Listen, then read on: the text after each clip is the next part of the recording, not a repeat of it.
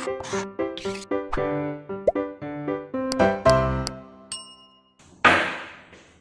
बच्चों, blueprint channel में आपका स्वागत है। मैं अनुज शर्मा। आज की वीडियो में हम लेके आए हैं हाइड्रोजन की क्रियाएं। हाइड्रोजन किस प्रकार से अन्य पदार्थों के साथ अभिक्रिया करता है और क्या उत्पाद बनाता है। तो सबसे पहले धातुओं से क्रिया। धातुओं के साथ अभिक्रिया करके हाइड्रोजन धातु हाइड्राइड का निर्माण कराता है। जब सोडियम की अभिक्रिया हाइड्रोजन के साथ 573 केल्विन पर करते हैं तो सोडियम हाइड्राइड का निर्माण होता है, यानी कि Na+H2 2NaH। अभिक्रिया को संतुलित करने के लिए Na के सामने 2 लगा देते हैं। कैल्शियम की अभिक्रिया हाइड्रोजन के साथ 573 केल्विन पर कराने पर कैल्शियम हाइड्राइड का निर्माण होता है। इसको हम हाइड्रोलिथ भी कहते हैं। सल्फर से क्रिया। हाइड्रोजन की लिक्विड सल्फर के साथ 700 केल्विन पर अभिक्रिया कराने पर H2S हाइड्रोजन सल्फाइड गैस का निर्माण होता है। नाइट्रोजन से क्रिया। नाइट्रोजन की हाइड्रोजन के साथ अभिक्रिया कराने पर अमोनिया का निर्माण होता है। यह अभिक्रिया उत्क्रमणीय अभिक्रिया होती है, यानी दोनों दिशाओं में होती है, और इस अभिक्रिया में आयरन उत्प्रेरक का काम करता है और मोलिब्डेनम जो धातु होती है, डी ब्लॉक की धातु है, जो कि वर्धक का काम करती है। यानी उत्प्रेरक वो पदार्थ होता है जो अभिक्रिया की दर को बढ़ाता है, और वर्धक पदार्थ वो पदार्थ होता है जो उत्प्रेरक की क्रियाशीलता को बढ़ाता है। और अभिक्रिया का तापमान 673 केल्विन होता है और 200 एटमॉस्फेरिक प्रेशर यानी 200 वायुमंडलीय दाब वाली अभिक्रिया होती है। इस अभिक्रिया को कराने के पश्चात ऊर्जा की प्राप्ति होती है 92 किलो जूल प्रति मोल, और इस प्रक्रम को हम हैबर प्रक्रम के नाम से जाना जाता है। और ये अभिक्रिया अमोनिया बनाने की एक औद्योगिक विधि होती है, यानी कि इस विधि द्वारा अमोनिया को हम लार्ज स्केल पे ज्यादा मात्रा पे बना सकते हैं। हैलोजनों से क्रिया।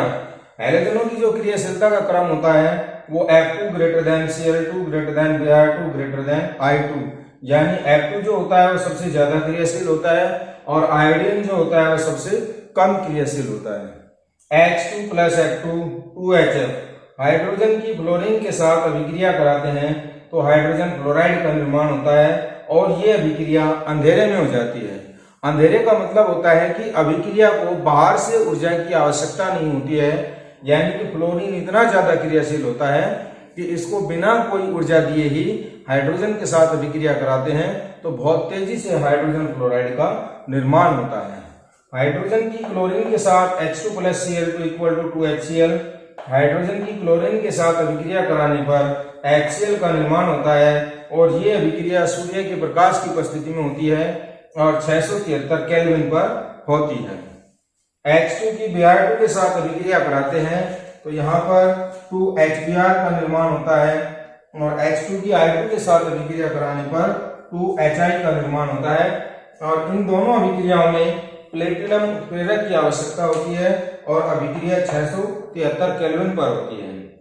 यहाँ पर उत्प्रेरक की आवश्यकता इसलिए होती है क्योंकि Br2 और I2 जो होते हैं वो कम क्रियाशील होते हैं, और उत्प्रेरक की उपस्थिति में इस अभिक्रिया की दर बढ़ जाती है। अपचायक गुण। हाइड्रोजन जो होता है धातु ऑक्साइड से धातु में अपचयित कर देता है, यानी कि धातु ऑक्साइड को धातु के अंदर अपचयित कर देता है और जल का निर्माण करता है। यहाँ पर अगर लेड ऑक्साइड PbO की अभिक्रिया हाइड्रोजन H2 के साथ कराते हैं तो लेड ऑक्साइड को लेड के अंदर अपचयित कर देता है। कॉपर ऑक्साइड की अभिक्रिया हाइड्रोजन के साथ कराने पर कॉपर ऑक्साइड को कॉपर के अंदर अपचयित कर देता है।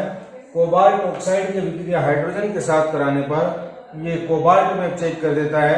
निकेल ऑक्साइड को हाइड्रोजन के साथ अभिक्रिया कराने पर निकेल में अपचयित कर देता है, और जिंक ऑक्साइड को जिंक के अंदर अपचयित कर देता है।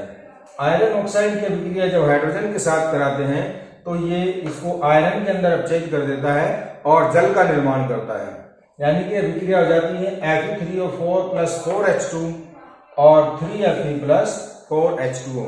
ये सभी अभिक्रियाएं गर्म करने पर होती हैं। असंतृप्त यौगिकों के साथ योगात्मक अभिक्रिया। असंतृप्त यौगिक वो यौगिक होते हैं जिनके अंदर डबल बॉन्ड या ट्रिपल बॉन्ड पाया जाता है। यानी कि यहाँ पर CH2 double bond CH2 plus H2 nickel उत्प्रेरक की उपस्थिति में 473 केल्विन पर यहाँ पर ये डबल बॉन्ड टूट जाता है और डबल बॉन्ड टूटने के पश्चात दोनों कार्बन के साथ एक एक हाइड्रोजन जुड़ जाता है और यहाँ पर इथेन का निर्माण होता है। यानी कि असंतृप्त यौगिक से संतृप्त यौगिक का निर्माण हो जाता है। एल्कीन से एल्केन का निर्माण हो जाता है। डबल बॉन्ड टूट के सिंगल बॉन्ड के अंदर चला जाता है। यहाँ पर इथीन से इथेन का निर्माण हो जाता है।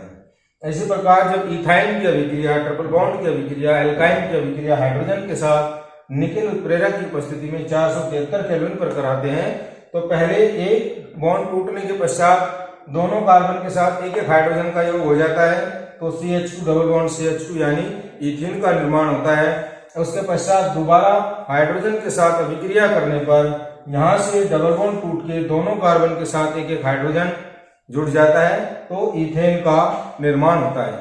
ये अभिक्रिया कार्बनिक रसायन के अंदर परिवर्तित एक यौगिक से दूसरे यौगिक को परिवर्तित करने के लिए प्रयुक्त होती है। यानी कि पहले एल्काइन से एल्कीन का निर्माण कर सकते हैं और एल्कीन से एल्केन का निर्माण कर सकते हैं और इसके अंदर, इस अभिक्रिया के अंदर कार्बन संख्या जो होती है एक समान होती है। यानी कि इधर जो कार्बन संख्या होती है वही कार्बन संख्या यहाँ होती है और यहाँ जो कार्बन संख्या होती है वही कार्बन संख्या यहाँ होती है। इसमें कार्बन संख्या न घटती है न बढ़ती है। हाइड्रोजनीकरण। निकेल उत्प्रेरक की उपस्थिति में 473 केल्विन पर हाइड्रोजन गैस को किसी तेल या वसा में प्रवाहित करने पर वनस्पति घी प्राप्त होते हैं। यहाँ पर CH2OOC C17H33 single bond CHOOC C17H33 single bond CH2OOC C17H33 ये स्टीयरिक एसिड के तेल या वसा होते हैं जो उच्च वसीय कार्बनिक अम्लों के जो यौगिक होते हैं उनकी हाइड्रोजन के साथ निकेल उत्प्रेरक की उपस्थिति में 473 केल्विन पर अभिक्रिया कराने पर वनस्पति घी या ठोस पदार्थ प्राप्त होते हैं। यानी कि यहाँ पर हाइड्रोजन का योग हो जाता है। यहाँ पर H33 की जगह H35, H35, H35 हो जाता है। ये ठोस अवस्था में होते हैं और ये द्रव अवस्था में होते हैं।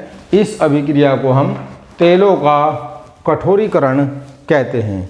यानी कि तेल जो होते हैं द्रव अवस्था से ठोस अवस्था में आ जाते हैं। एल्कीनों का हाइड्रोफॉर्मिलीकरण करने पर एल्डिहाइड प्राप्त होता है और H2 के अपचयन से एल्कोहल देता है। यानी कि यहाँ पर एल्कीन की अभिक्रिया जब हाइड्रोजन और कार्बन मोनोऑक्साइड के साथ कराते हैं तो यहाँ पर एल्डिहाइड प्राप्त होते हैं। RCH2 double bond CH2 plus H2 plus CO जो पदार्थ प्राप्त होता है RCH2 CH2 CHO और इस एल्डिहाइड का पुनः अपचयन करने पर एल्कोहल प्राप्त होते हैं। ये अभिक्रिया भी कार्बनिक रसायन के अंदर अंतः परिवर्तन यानी एल्डिहाइड से एल्कोहल प्राप्त करने की इम्पोर्टेंट अभिक्रिया है। या ऐसे बोल सकते हैं कि एल्कीन से एल्डिहाइड प्राप्त करने की और एल्डिहाइड से एल्कोहल प्राप्त करने की अभिक्रिया कहलाती है। या एल्कीन से डायरेक्ट एल्कोहल प्राप्त कर सकते हैं। कार्बन मोनोऑक्साइड से अभिक्रिया कराते हैं तो कार्बन मोनोऑक्साइड की अभिक्रिया zinc oxide plus chromic oxide के साथ 700 केल्विन और 200 ATM पर कराने पर CH3OH यानी कि मेथनॉल प्राप्त होता है। हाइड्रोजन के उपयोग कहाँ कहाँ इस्तेमाल होता है हाइड्रोजन का, तो सबसे पहले गुब्बारों के भरने में होता है। यानी कि जो गुब्बारों के अंदर हाइड्रोजन और हीलियम गैस भरी हुई होती है तो ये हाइड्रोजन गैस वायु से हल्की होने के कारण गुब्बारे जो होते हैं वायु में ऊपर उठ जाते हैं। तो जिन गुब्बारों को ऊपर वायु में उड़ाना होता है उनके अंदर हाइड्रोजन और हीलियम गैस भरी जाती है। वनस्पति तेलों का हाइड्रोजनीकरण करने में जैसा कि मैं पहले भी बता चुका हूँ कि वनस्पति तेलों की जब हाइड्रोजन से अभिक्रिया कराई जाती है तो वनस्पति घी प्राप्त होते हैं जो कि ठोस अवस्था में होते हैं, और इस अभिक्रिया को हम तेलों का कठोरीकरण अभिक्रिया भी कहते हैं। हैबर विधि में अमोनिया के निर्माण में नाइट्रोजन और हाइड्रोजन की अभिक्रिया जब आयरन और मोलिब्डेनम उत्प्रेरक की उपस्थिति में की जाती है तो अमोनिया प्राप्त होती है। इस विधि को हम हैबर विधि कहते हैं। कार्बन मिथेनॉल के उत्पादन में कार्बन मोनोऑक्साइड की अभिक्रिया जब हाइड्रोजन के साथ कराते हैं तो मिथेनॉल का उत्पादन होता है, और ये एक औद्योगिक विलायक होता है जिसका उपयोग रबर इंडस्ट्री वगैरह में किया जाता है। हाइड्राइडों के निर्माण में धातुओं की अभिक्रिया जब हाइड्रोजन के साथ कराई जाती है तो हाइड्राइड का निर्माण होता है। Sodium hydride, calcium hydride, magnesium hydride आदि। धातु ऑक्साइडों का धातु के अपचयन में धातु ऑक्साइडों की अभिक्रिया जब हाइड्रोजन के साथ कराते हैं तो धातु प्राप्त होती हैं, यानी कि धातु ऑक्साइड धातु के अंदर अपचयित हो जाते हैं, और इस अभिक्रिया का उपयोग धातु कर्म यानी कि मेटलर्जी में धातु के शोधन में किया जाता है। द्रव H2 का उपयोग अंतरिक्ष अनुसंधान में रॉकेट ईंधन के रूप में किया जाता है।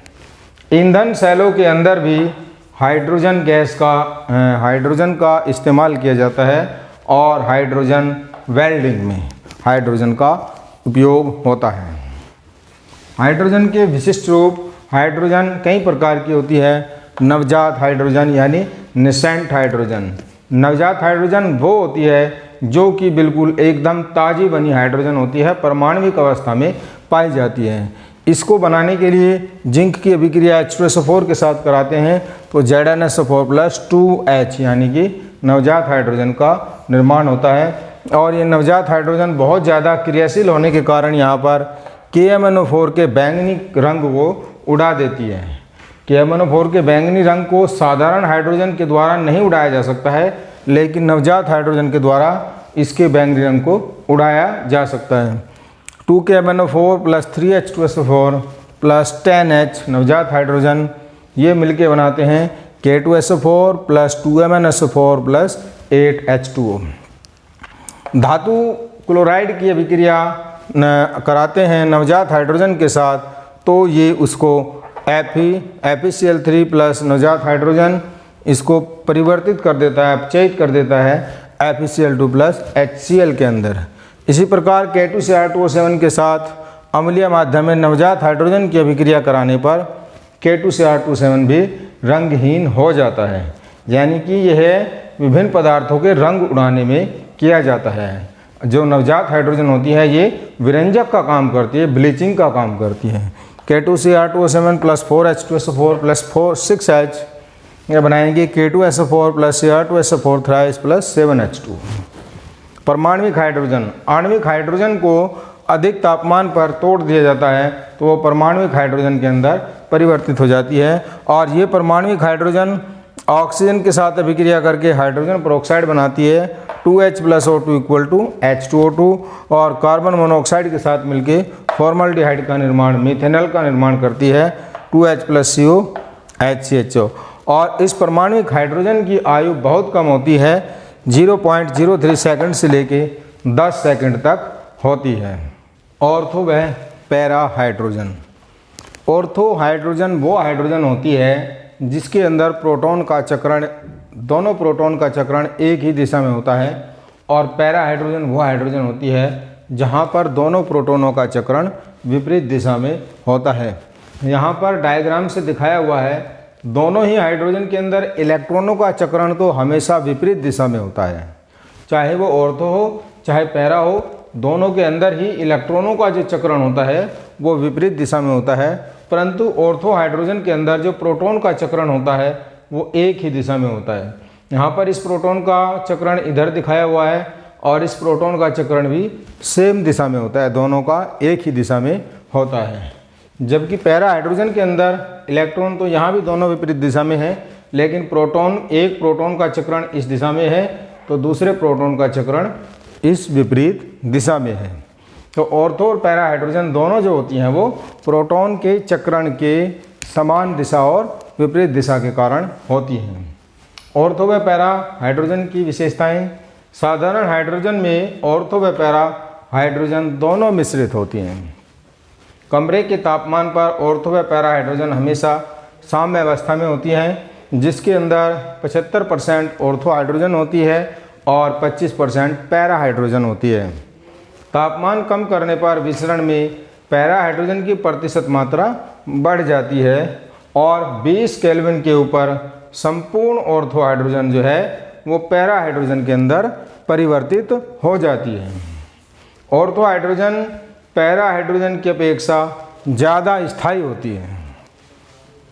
वाष्प दाब व विशिष्ट ऊष्मा ऑर्थो हाइड्रोजन की पैरा हाइड्रोजन से ज़्यादा होती है। चालकता पैरा हाइड्रोजन की ऑर्थो हाइड्रोजन से ज़्यादा होती है और ऑर्थो हाइड्रोजन का आघूर्ण जो होता है वो प्रोटॉन से दुगना होता है, जबकि पैरा हाइड्रोजन का आघूर्ण 0 होता है। ड्यूटेरियम या भारी हाइड्रोजन, इसको हम D2 से प्रदर्शित करते हैं। तो 1932 में सबसे पहले इसको यूरे ने खोजा था और इस कार्य के लिए 1934 में यूरे को नोबेल पुरस्कार दिया गया था। बनाने की विधियों में सबसे पहले भारी जल से, साधारण जल के 60,000 भाग में 1 भाग भारी हाइड्रोजन होती है। तो भारी जल यानी D2O का P2O5 या Na2CO3 की उपस्थिति में विद्युत अपघटन करने पर कैथोड पर भारी हाइड्रोजन मिलती है और एनोड पर ऑक्सीजन प्राप्त होती है।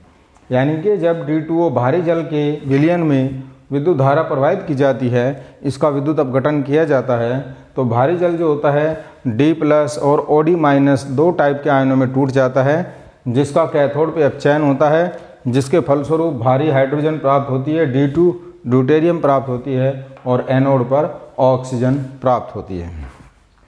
साधारण हाइड्रोजन से, साधारण हाइड्रोजन में 99.9844% हाइड्रोजन एवं 0.0156% भारी हाइड्रोजन होती है और इसे निम्न विधियों द्वारा पृथक करते हैं। और सबसे पहली विधि है द्रव हाइड्रोजन के प्रभाजी आसवन से, यानी कि द्रव हाइड्रोजन के अंदर उसका प्रभाजी आसवन करते हैं। अलग अलग तापमान पर साधारण हाइड्रोजन वाष्पित हो जाती है और तापमान कम या ज़्यादा करते रहने से पूरी की पूरी साधारण हाइड्रोजन वाष्पित हो जाती है और जो आसवन के अंदर जो बची रहती है वो भारी हाइड्रोजन प्राप्त हो जाती है। तो यूरे ने इस विधि द्वारा 4 लीटर द्रव हाइड्रोजन का प्रभाजी आसवन करके 1 मिलीलीटर भारी हाइड्रोजन प्राप्त की थी। चारकोल अधिशोषण विधि से, चारकोल एक प्रकार का अधिशोषक पदार्थ होता है जो कि विलयन के अंदर से, आसवन के अंदर से साधारण हाइड्रोजन को पूर्ण रूप से अवशोषित कर लेता है और साधारण हाइड्रोजन पूर्ण रूप से अवशोषित होने के बाद जो विलयन के अंदर बची रहती है वो भारी हाइड्रोजन मिल जाती है। विसरण विधि द्वारा, इस विधि के द्वारा भी दोनों हाइड्रोजन को हम पृथक कर सकते हैं, यानी कि जो साधारण हाइड्रोजन होता है उसके विसरण की जो दर होती है वो भारी हाइड्रोजन की तुलना में दोगुनी होती है। तो साधारण हाइड्रोजन पूर्ण रूप से विसरित हो जाती है और विलयन के अंदर जो बची रह जाती है वो भारी हाइड्रोजन प्राप्त हो जाती है। रासायनिक विधि द्वारा, कॉपर ऑक्साइड द्वारा हाइड्रोजन साधारण हाइड्रोजन के अंदर प्रवाहित करने से कॉपर धातु अपचयित हो जाती है, जबकि साधारण जल प्राप्त होता है। जबकि D2O भारी हाइड्रोजन के साथ प्रवाहित करने से ऐसी रिएक्शन नहीं होती है, यानी कि भारी जल प्राप्त होता है।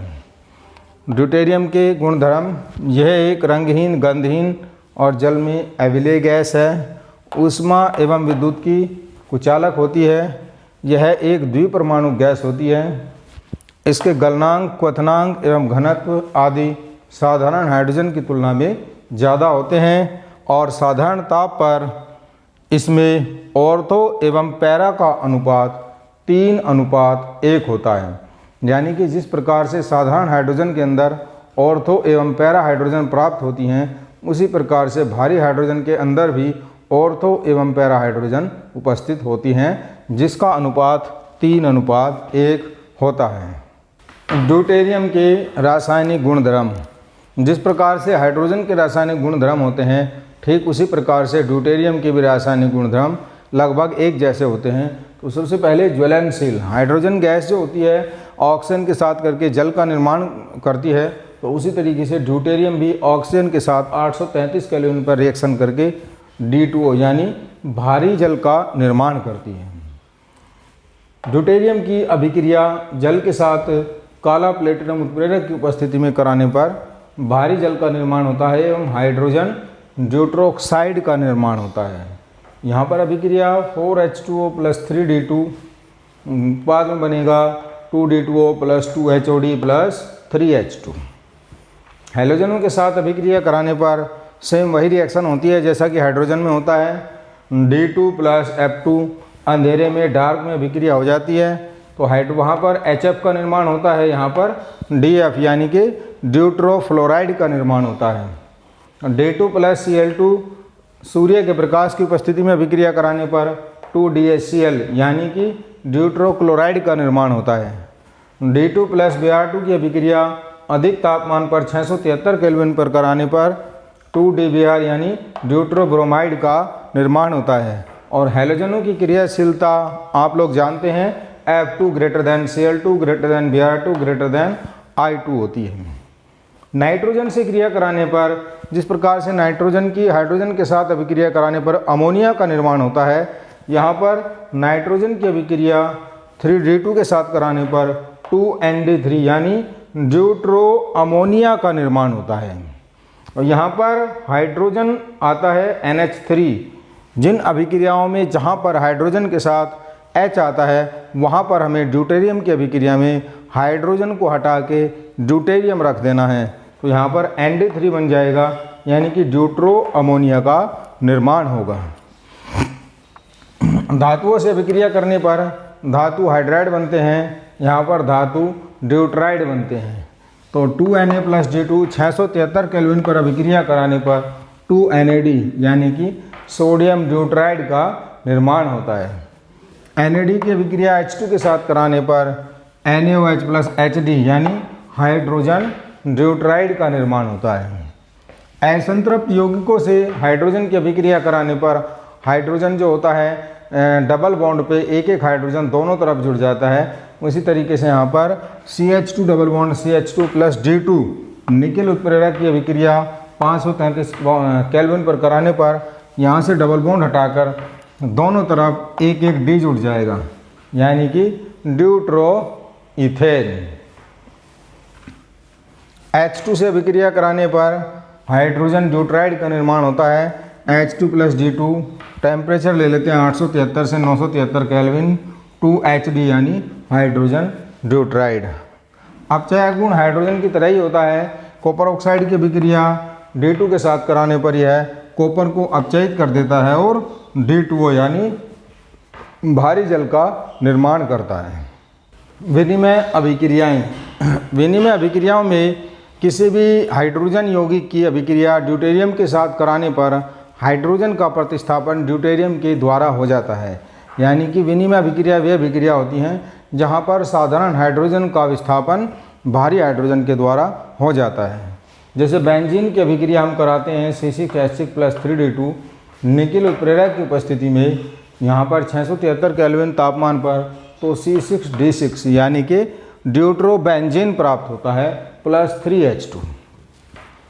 मीथेन की अभिक्रिया ड्यूटेरियम के साथ कराने पर CD4 यानी कि ड्यूट्रोमीथेन प्राप्त होता है। अभिक्रिया CH4 + 2D2 CD4 + 2H2 होती है। अमोनिया की अभिक्रिया D2 के साथ कराने पर ND3 यानी कि ड्यूट्रो अमोनिया प्राप्त होती है।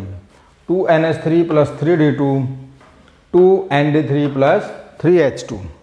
जल की अभिक्रिया D2 के साथ कराने पर D2O भारी जल एवं साधारण जल प्राप्त होता है।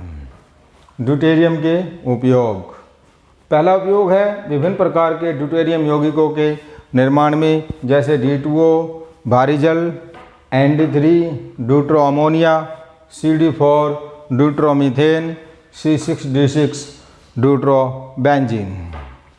नाभिकीय संलयन में। नाभिकीय संलयन अभिक्रियाओं में यानी कि दो नाभिकों को आपस में जोड़ने के लिए अति उच्च तापमान पर ड्यूटेरियम का उपयोग किया जाता है। यहाँ पर 1D2 + 1D2 को जब उच्च तापमान पर संलयन कराया जाता है तो हीलियम प्लस न्यूट्रॉन प्लस ऊर्जा निकलती है, यानी 2He4 + 0N1 प्लस ऊर्जा का निर्माण होता है। भारी जल का उपयोग परमाणु भट्टी में न्यूट्रॉन मंदक के रूप में भी किया जाता है। यानी कि जब परमाणु भट्टी में विभिन्न प्रकार के परमाणु परीक्षण किए जाते हैं तो न्यूट्रॉन की स्पीड वहाँ पर बहुत ज़्यादा तीव्र होती है, जिससे निकलने वाली ऊर्जा का मान बहुत ज़्यादा होता है। तो न्यूट्रॉन की स्पीड को, न्यूट्रॉन की गति को नियंत्रित करने के लिए भारी जल का इस्तेमाल किया जाता है। यानी कि न्यूट्रॉन को भारी जल से टकराया जाता है, जिससे न्यूट्रॉन की गति जो होती है मंदी हो जाती है, धीमी हो जाती है। और ड्यूटेरियम का उपयोग औषधियों के रूप में भी किया जाता है। हाइड्रोइड हाइड्रोजन के वे द्विअंगी यौगिक होते हैं जो कि धातुओं के साथ या अधातुओं के साथ मिलकर बने होते हैं, उनको हम हाइड्राइड कहते हैं। जैसे NaH, CaH2, HCl, H2S और H2O आदि। ये मुख्य रूप से 4 प्रकार के होते हैं। पहला होता है आयनिक या लवणीय हाइड्रोजन, दूसरा कोवलेंट या आणविक हाइड्रोजन, तीसरा धात्विक या अंतराकाशी हाइड्राइड और चौथा होता है बहुलक या जटिल हाइड्राइड। तो यहाँ पर हम चारों प्रकार के हाइड्राइडों का विस्तार पूर्वक अध्ययन करेंगे। तो सबसे पहले देखते हैं आयनिक या लवणीय हाइड्राइड क्या होते हैं, कौन से होते हैं, कैसे बनाए जाते हैं। और आयनिक हाइड्राइड वो हाइड्राइड होते हैं जो प्रबल धातु एवं H2 के द्वारा मिलने से बनते हैं। यानी कि प्रथम एवं द्वितीय वर्ग की धातु, प्रथम वर्ग की धातु lithium, sodium, potassium, rubidium, caesium.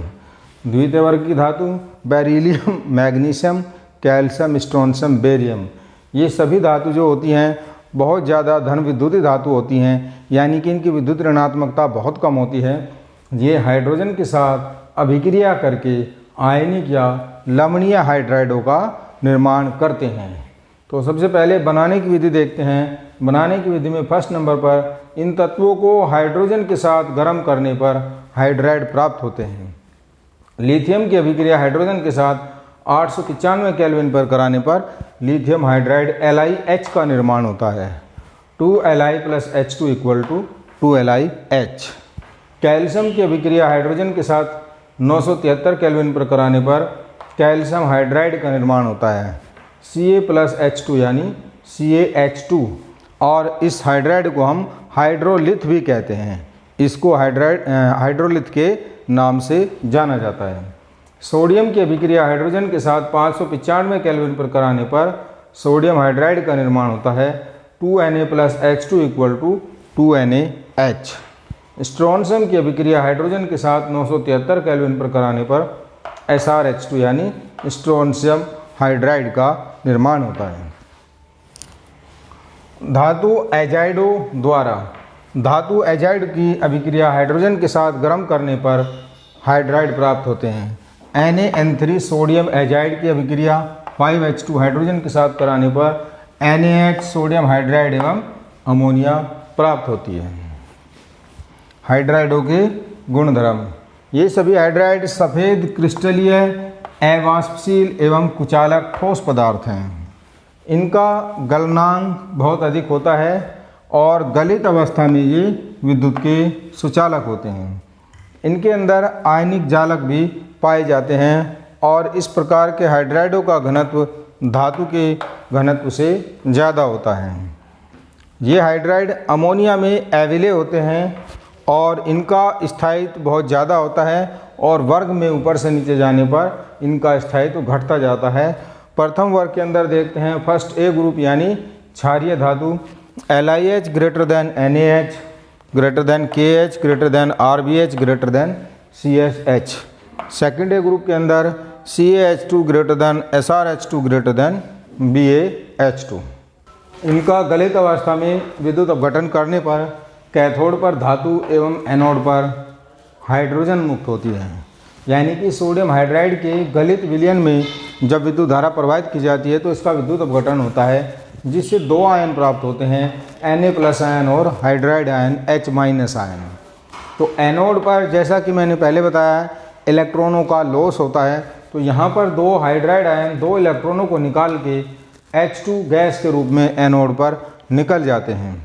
अब कैथोड पर इलेक्ट्रॉनों का ग्रहण होता है, इलेक्ट्रॉनों का योग होता है, तो यहाँ पर 2 सोडियम आयन 2 इलेक्ट्रॉनों को ग्रहण करके 2 सोडियम धातु के रूप में कैथोड पर अपचयित हो जाते हैं। ये जल अपघटित होकर हाइड्रोजन गैस निकालते हैं।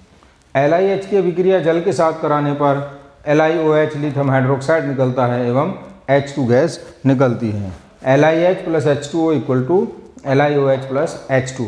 सोडियम हाइड्राइड NaH की अभिक्रिया H2O जल के साथ कराने पर सोडियम हाइड्रोक्साइड एवं H2 निकलती है।